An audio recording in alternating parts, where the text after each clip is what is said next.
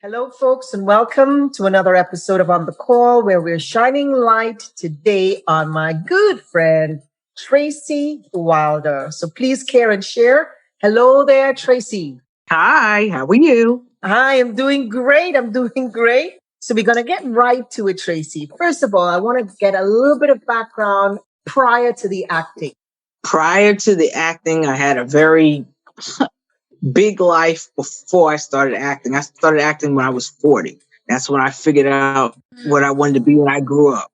Mm-hmm. And prior to that, chronologically, I sang in a band back in the 80s. What kind of music? The name of Chase. We did a lot of R&B. We did a lot of colleges and bars out on Long Island where I used to live. And in the city, we did some recordings. That was one job. After that, I did hair for many years. Then I worked for a couple of airlines. I worked for Pan Am as a ticket agent and a gate agent. And then I worked for United Airlines. I was a ramp serviceman, and then I ended up being a supervisor when I left of a freight facility. Then I installed DirecTV. I was the person that came to your house and plowed through your walls and set up your TV. And my last, I'll say, regular job was Verizon Wireless, where I did customer service. Wow. And then course, I got to acting. Right. And that leads into acting and being able to listen and take direction. And absolutely. I've become that's one of the things I pride myself on. I'm a good listener. Mm-hmm. I can repeat everything you didn't say that. Oh, yes, you did. So, and then when the director says back to one, you know exactly where one is. Oh, yeah. Oh, yeah. So with the acting, and you've done the industrials and you've done the films and you've done the a lot of print work. Exactly. Have you done some voiceovers?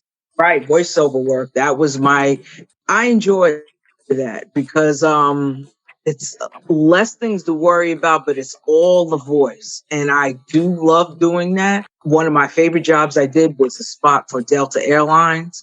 And I love that one. And that was shown on YouTube. If you look at it, it's still there. And the last voiceover job I did not too long ago was for New York State ABC Childcare, Baby Sleeping Safe for New York State. And I did different spots for that. Mm-hmm. And what other projects have you done recently in the film world before, the COVID world came upon us? Every year my acting has gotten better and better and busier. And this year was going great until.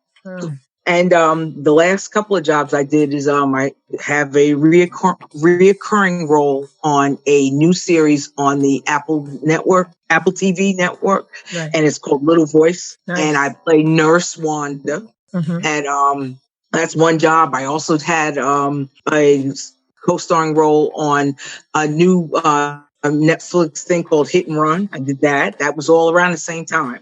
And then one of the things I'm very proud of is a new Netflix movie that will be premiering in the fall called A 40-Year-Old Version. And that was a project that's very near and dear to my heart. It's written by Rada Blank, who wrote it, directed, and produced it. And it's like an autobiographical story about a artist struggling to be true to her craft and true to herself.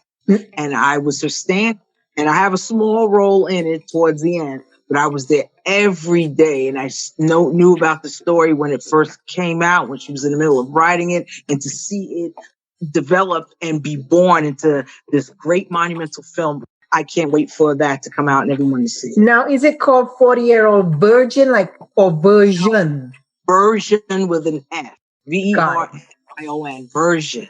Got it. So Lovely. Congrats. I can't wait to see it. Thank you. Now, the next thing is that you've been involved in a film where you've been going around the country. Tell us a little bit about that. Man of the House. And that is a film that was written by John Palomino. And it is a biographical story of suicide through the eyes of a child. And when we show this short, it's about 20 minutes long. It's the story of a little boy whose father has committed suicide and he has to become the man of the house. And it talks about what the family goes through, what the effects of someone else's decision, how it affects the people who are left behind, and how this child has to cope. And it's based on a true story. Mm-hmm. And what we do with this film is to bring awareness to mental health issues and suicide prevention. We show this film in universities, girls and boys clubs, the NYPD. Wow. We did a screening for them, and different schools and organizations. And what we do is we show the film, and then we have a open panel or forum to discuss the ways to prevent suicide. What are some of the signs? Where can people go locally to get help? What can you personally do to help someone that you know that might be going through something? And that's really our quest, or I call our calling, was to just make it aware, especially in our community, meaning for people of color. But everyone is more than, we want to share that message. If we can save one person, we've done our job. Is there a platform it's on now that people can go to? Currently, it is on the Urban Movie Channel. That's a streaming channel like Roku, like Netflix, like Hulu. It's called the Urban Movie Channel, or UMC. And it is currently being shown there, and anyone can see it at any time. Great. How long is it? Is it a full length or is it a short? It's the short. It's about 20 minutes, exactly 19 minutes, 28 seconds. Okay. So with that, I wanted to find out right now, what is happening with you with COVID? How has it affected your work? It has affected it tremendously. It is extremely quiet at the house. I miss work, and I really do. And right now, things are just starting to creep and open up just a little bit, where a couple of my agents are calling in for, are you available for this? Can we submit you for that? Just starting to open up slowly, but basically the world of self-tape auditions is where it's at right now. Right, especially with being in contact with people and being on a set and all that. Right. So how has the George Floyd scenario affected you? Have there been any instances in your life and people that you're around, family, that have had any crazy instances with police? By the grace of God, no. God has blessed and looked over my family, and we've never really had any specific instances where nothing compared to what happened, with Mr. Brooks and Mr. George, nothing. But God has protected us, but it has affected almost everyone I know. I call black and white. It brought that awareness and brought it to the forefront. I don't know if it was because of the pandemic, but that we didn't have anything else to think about but that as well. It's like, which is worse? Are you gonna die or watching someone die? It's about neck and it's my heart is heavy, and it just kills me that in this day and age that we're going through this. Or it's brought to our awareness.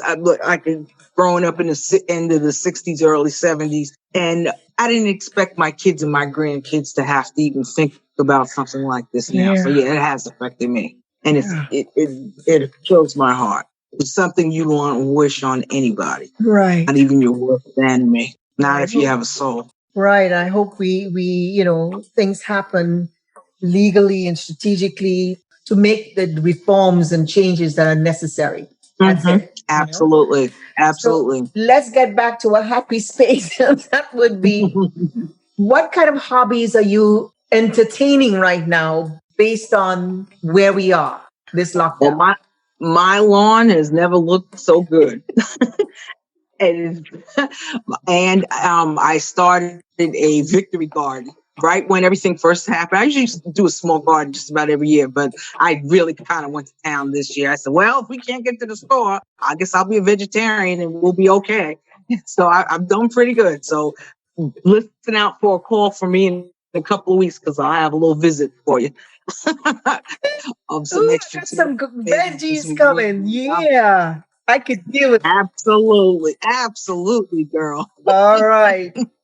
Lady, thank you so much for being in my life, being my friend, being there during the hard times with my son's recoup. You were the one person that would call and consistently and ask, how's your pocket, which I had no idea what that was about until I knew what it was about. And thank you for being that angel, the way that you were like a warrior to me and so uplifting every time. Thank you so much. And thank you for being on this, giving us a little bit of your time. Thank you. Being here. I'm very proud of you. My applause goes to you and to your quest and what you're trying to do. And I'm very proud. I mean, we discussed it, but you actually did it. And that's what a lot of people have some great ideas, but they don't have that gumption to push it forward. And you did. And I'm very proud of what you're doing. So thank you very much. You're welcome. Miss Stewart. Thank you. And folks, please don't forget to share. Check out the film on UMC. Man of the house. When you're on your beat, stay on the sunny side of the street safely. Wear a mask. Over and out till the next time. Ciao. Bye. Bye.